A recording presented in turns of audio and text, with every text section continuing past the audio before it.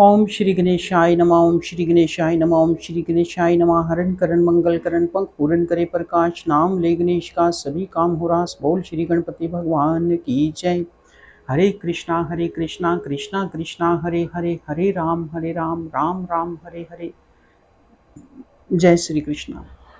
आज हम श्रीमद् भागवत गीता का चौथा अध्याय का पाठ करेंगे। इसको सिर्फ समझेंगे कि श्रीमद् भागवत गीता को अगर हम बिल्कुल डिटेल से बात करें तो एक अध्याय पे कम से कम 1.5 से 2 घंटे लग जाते हैं इसको समझने में। लेकिन फिर भी हम एक बात कहेंगे कि हम जितना भी श्रीमद् भागवत गीता का अभ्यास कर लें, इसकी गहराई तक पहुंचना बहुत ही मुश्किल कार्य है। जैसा कि आज हम चौथे अध्याय पर बात करेंगे, श्रीमद् भागवत गीता कर्म संन्यास योग। भगवान श्री कृष्ण जी ने कर्म संन्यास योग में क्या कहा कि आपने सुना तीसरे अध्याय की कथा। तो भगवान श्री कृष्ण जी ने कहा कि है अर्जुन, ये ज्ञान मैंने पहले सूर्य को सुनाया था।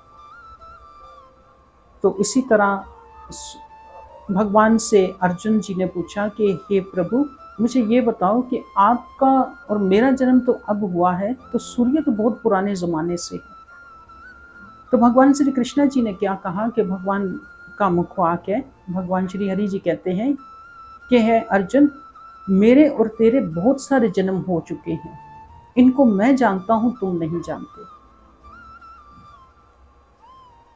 तो भगवान श्री हरि कृष्णा जी ने जब ये वार्ता कही तो तब भगवान ने कहा कि मैं अविनाशी, मैं परम अनंत अविनाशी हूं। यानी कि परम अनंत अविनाशी, जिसके पार कुछ भी नहीं है, जिसके आगे कुछ भी नहीं है, सिर्फ परमात्मा ही है और कोई भगवान नहीं है। एक ही भगवान है, एक ही ईश्वर है, वो एक शक्ति और अनेक रूप के मालिक है। वही परमात्मा है, वही ईश्वर है कि जो इंसान को इतना ज्ञान देते हैं। तो भगवान ने क्या कहा कि जो लोग काम और निष्काम दो तरह की भक्ति करते हैं, उनको मैं वैसा ही फल देता हूं जिसका जैसा कर्म होता है। अब इस बात को जरा विचार करने की बात है कि काम और निष्काम क्या है। निष्काम वो भक्ति है कि हम कुछ भी पूजा पाठ करते हैं, भगवान के नाम का सिमरण करते हैं, हम भगवान के नाम की भक्ति करते हैं, हम उसके फल की इच्छा नहीं करते। हम यही कहते हैं कि परमात्मा, बस मैं तेरा हूं, मैं तेरी शरणागति आया हूं। और काम वो होता है जो इंसान भक्ति करके भगवान से कहता है कि प्रभु मेरा ये फला काम हो जाना चाहिए। अक्सर लोग कहते हैं कि हम पूजा तो इसलिए करते हैं कि पैसा मिले, धन दौलत मिले, लेकिन हम हमारी आखिरत को भूल जाते हैं। तो परमात्मा जी क्या कहते हैं चौथे अध्याय में, भगवान जी कहते हैं कि है अर्जुन, जो लोग जैसी भावना रखकर मेरे आगे पूजा पाठ करते हैं, मैं उनको वैसा ही फल देता हूं। अब इन दोनों पूजाओं में से कौन सी पूजा भली हुई? निष्काम, यानी कि भगवान से किसी किस्म की फल की इच्छा नहीं करनी। अगर हम किसी के साथ नेकी करते हैं, किसी के साथ अच्छा स्वभाव रखते हैं, तो उससे भी कभी उस किसी की मजबूरी से नाजायज फायदा नहीं लेना चाहिए। ये भी निष्काम पूजा है। यानी कि परमात्मा कहते हैं, गर्भ गीता में भगवान कहते हैं कि गुप्त दान करोगे मुट्ठी बंद करके तो आपको मुट्ठी बंद करके ही मिलेगा। यानी कि आपने अगर गर्भ गीता में भगवान जी का मुखवाक्य है कि भगवान कहते हैं श्रीमद् भागवत गीता के तीसरे अध्याय में भी कहते हैं कि जो निष्काम भक्ति होती है वो मुझे प्रिय है। जैसे भक्त सुदामा जी हुए, जैसे भक्त धन्ना भगत जी हुए, जैसे मीराबाई जी भगत हुई भगवान की। तो इसी तरीके से जब हम निष्काम भक्ति करते हैं तो निष्काम भक्ति से क्या होता है कि हमें परमात्मा की प्राप्ति होती है। और जो लोग काम भक्ति करते हैं वो आवागमन के चक्कर में फंसे रहते हैं। जो लोग काम भक्ति करते हैं वो लोग आवागमन के चक्कर में फंसे रहते हैं। अब आवागमन क्या होता है? आवागमन यानी कि मरने के बाद 84 लाख योनियों में भटकना। इंसान की आत्मा 84 लाख योनियों में भ्रमण करती रहती है। तो भगवान श्री कृष्ण जी क्या कहते हैं कि जो इंसान जैसा जिस जिस ख्याल को याद करते हुए अपना शरीर छोड़ता है, वो वैसे ही वो उसी तरीके से वो उसी योनि में चला जाता है।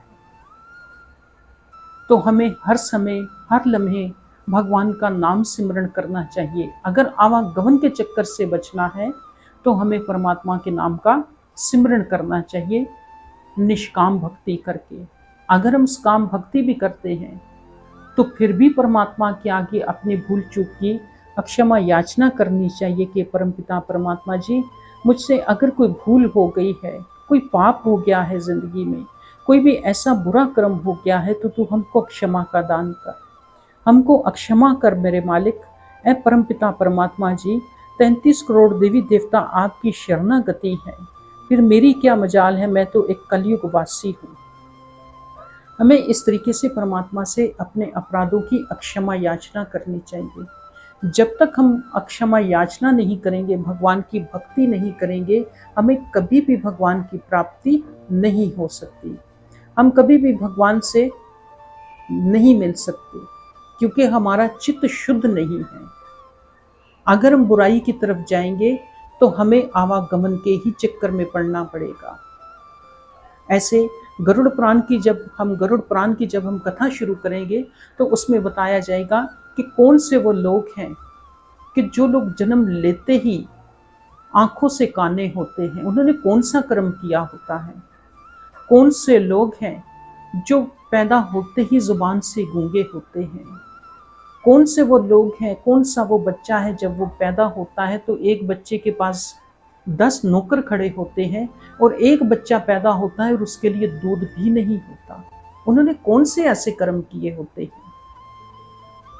गरुड़ पुराण की बहुत ही प्यारी वार्तालाप, बहुत ही प्यारी कथा जो कि हमें आने वाले समय के बारे में बताती है। हमारे आखिर एक ना एक दिन हमने इस शरीर को छोड़ना है। जब हम अपने इस शरीर को छोड़ देंगे तो भगवान श्री हरि विष्णु जी श्रीमद् भागवतम पुराण में नारद मुनि जी का मुखवाक्य है।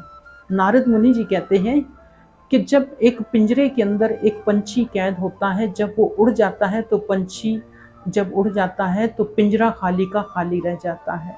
हमारे शरीर के अंदर भी वो कौन सा पंछी है, वो आत्मा है। जब वो उड़ जाएगा, प्राण पखेरु हो जाएंगे, तो हमारे शरीर भी जो है वो एक पिंजरे की मानंद हो जाएगी। ये गलने और सड़ने के अलावा इसका कोई काम नहीं।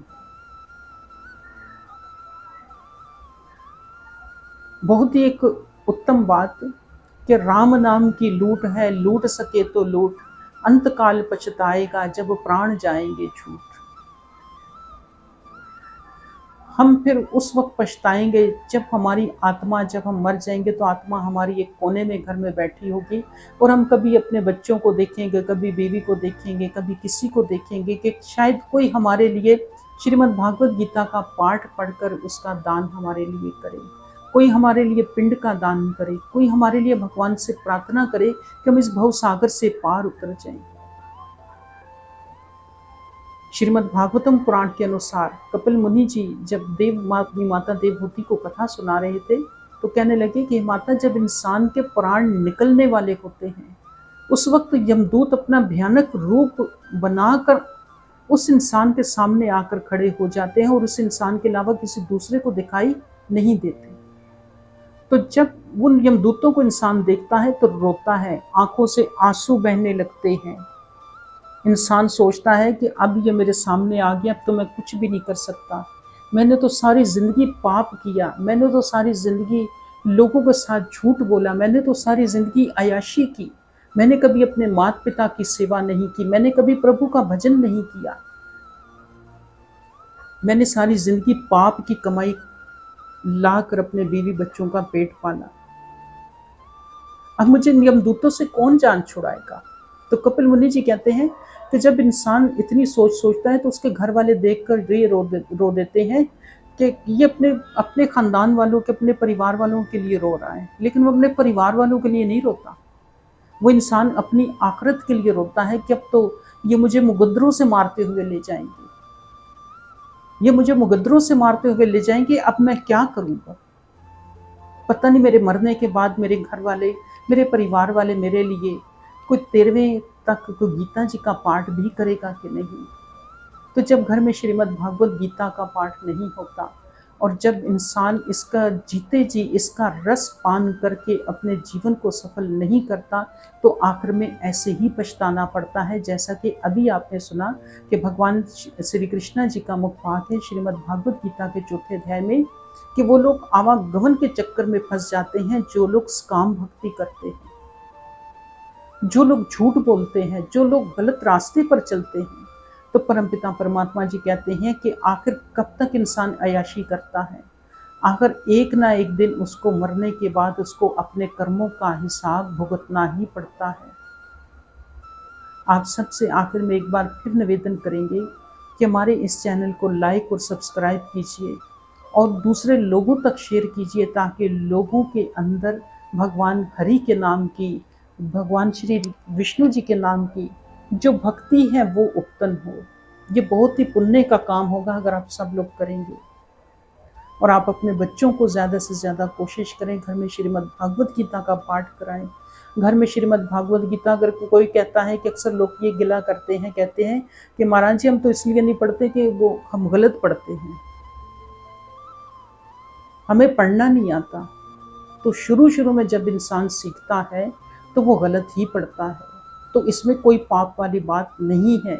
इंसान जैसे जैसे अभ्यास करता है, मशक करता है, अपनी रीडिंग को रिवाइज करता है, बार बार एक ही चैप्टर को रिवाइज करता है, तो इंसान खुद ब खुद सीख जाता है। आप सबसे विनती करूँगा, प्रार्थना करूँगा कि अपने घर में खुद भी भगवान के नाम की पूजा करें और अपने बच्चों से भी पूजा करवाएं। आप सबका बहुत बहुत धन्यवाद जी। जय श्री राम।